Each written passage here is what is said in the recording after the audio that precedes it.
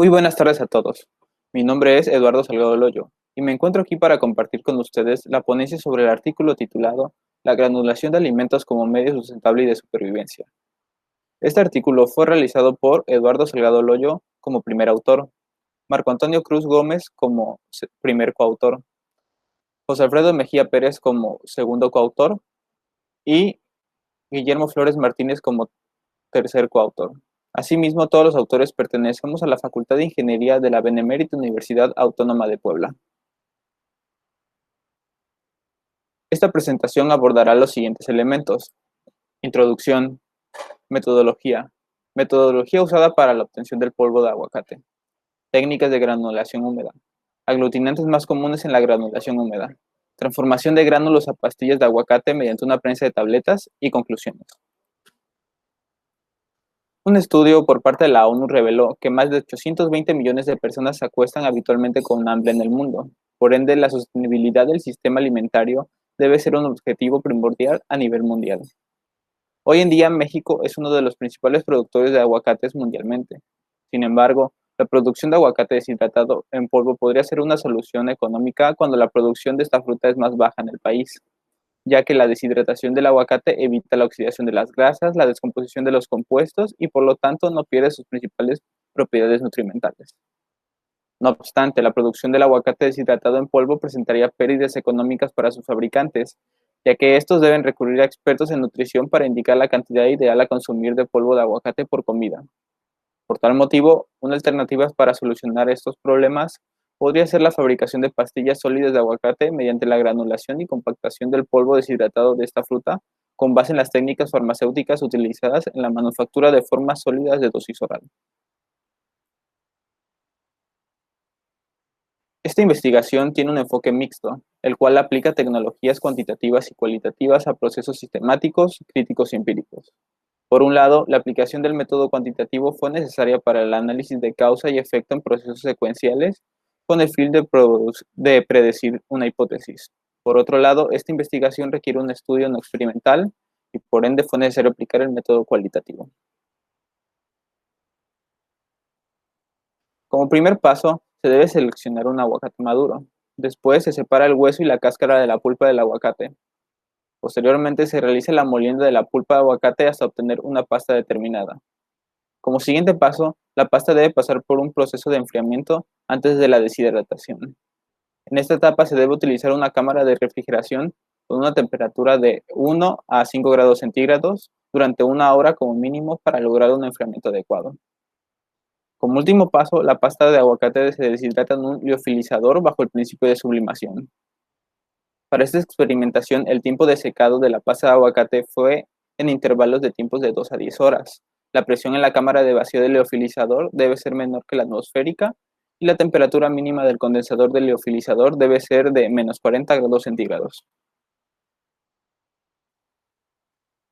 La granulación húmeda es la técnica más empleada en la industria farmacéutica, debido a que esta posibilita el uso de poco fluido, menor compresibilidad y por ende se consiguen productos farmacéuticos elegantes, seguros y efectivos como tabletas y cápsulas. Las técnicas de granulación húmeda que se llevan a cabo comúnmente en la industria farmacéutica son la granulación de alto corte. Entre las ventajas de esta técnica podemos destacar que su proceso es de poco tiempo, presenta gránulos densos y requiere de menor cantidad de aglutinante comparada con otras técnicas. Sin embargo, la degradación mecánica de partículas frágiles y la degradación química de materiales sensibles a altas temperaturas son algunas de las desventajas que presenta esta técnica. Otra de las técnicas utilizadas comúnmente en la industria es la granulación de doble tornillo. Esta técnica es ideal para materiales sensibles al calor y el porcentaje de rendimiento de sus gránulos es del 98%. Del mismo modo, la granulación de doble tornillo posibilita la mezcla eficiente de los materiales de partida, la distribución de la solución aglutinante durante las fases de humectación y desinfectación de los gránulos formados. No obstante, cualquier variación en la longitud, geometría y diámetro del tornillo puede afectar las propiedades de los gránulos. Por último, la granulación del lecho fluidiciado. Dentro de las ventajas de esta técnica se destaca que la tasa de aglomeración se guía mediante los parámetros de operación.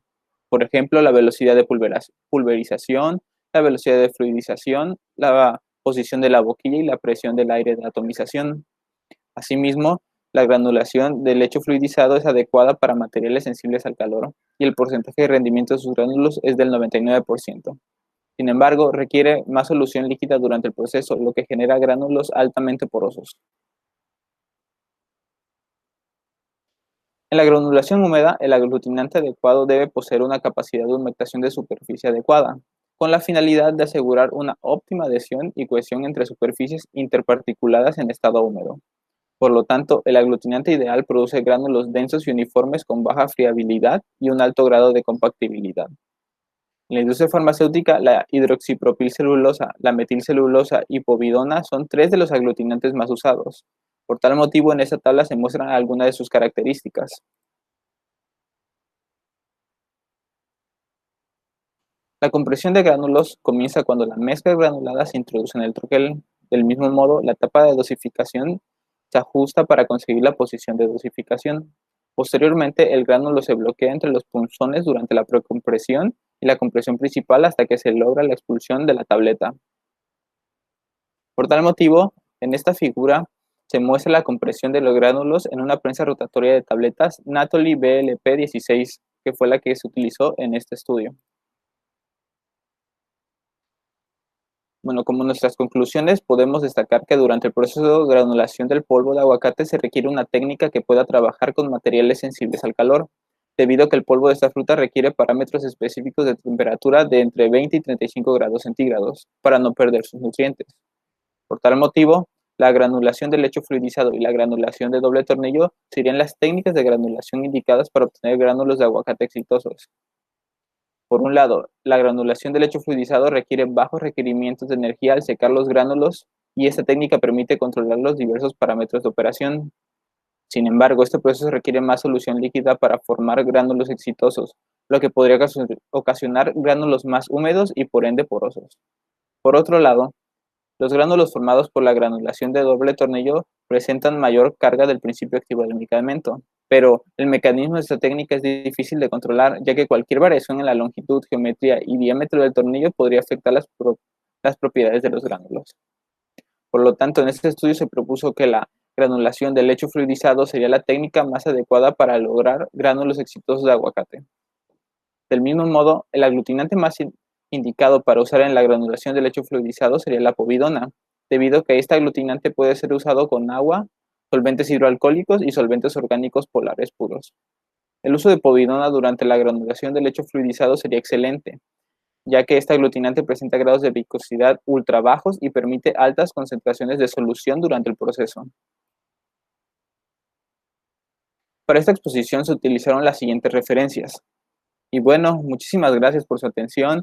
Me despido de ustedes esperando se encuentren muy bien y que puedan seguir disfrutando del Congreso CIER 2020.